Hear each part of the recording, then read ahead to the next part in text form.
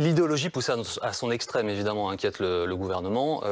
Ce matin, depuis le Panthéon, Emmanuel Macron a également parlé d'actualité et a annoncé une loi anti-séparatisme qui devrait être présentée par le ministre de l'Intérieur à partir du mois de novembre. Que peut-on attendre d'une loi comme ça, selon vous? Est-ce que c'est nécessaire d'avoir une loi anti-séparatisme?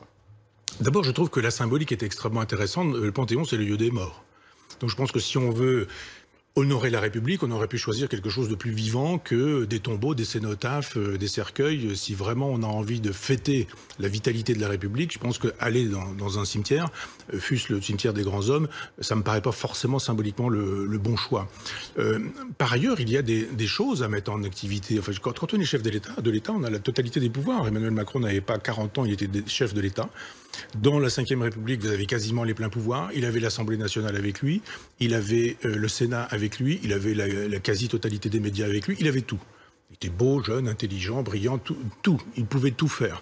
Qu'a-t-il fait pour honorer la République dans les 3 premiers mois en disant « il y a des territoires perdus, il va falloir les reconquérir, et on va les reconquérir de cette manière-là, et on va le faire » la semaine prochaine, dans 15 jours, dans 2 mois, ou je ne sais quoi. Les présidents de la République, depuis 25 ans, j'en ai pas après Emmanuel Macron particulièrement, mais sont tous des candidats. On se dit, mais vous êtes au pouvoir, Chirac, Hollande, etc.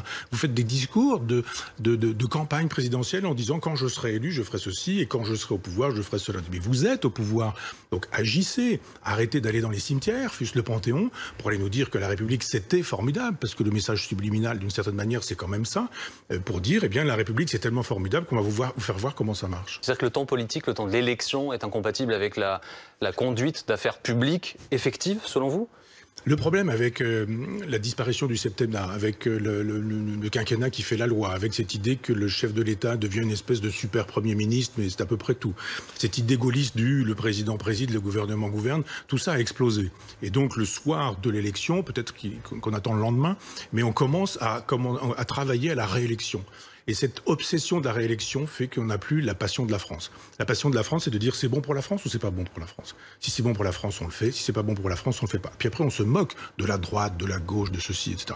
Là, c'est est-ce que c'est bon pour mon image? Est-ce que c'est bon pour mes chiffres? Mais vous ne pensez pas fondamentalement, Michel Onfray, que Emmanuel Macron, quelles que soient les idées qu'on a à son sujet, pense pour la France, se soit présenté au suffrage des Français pour essayer d'aider son pays? Mais pas quand on est dans la logique européenne qui a bradé la souveraineté en disant que les décisions qui concernent la France se passeront désormais à Bruxelles avec des gens qui ne sont pas élus et qui font partie d'une commission qui, elle, décide puisque le pouvoir aujourd'hui, il est supranational.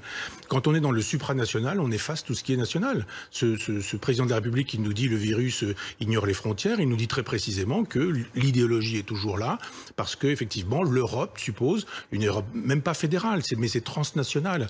Et quand on est dans le transnational, par définition, on n'est pas dans le national. Nous ne pouvons pas mener une politique nationale parce que nous sommes dans le transnational. Si on est dans le transnational, on est dans la Fédération européenne. Si on est dans la Fédération européenne, on n'est plus dans la République. C'est tout.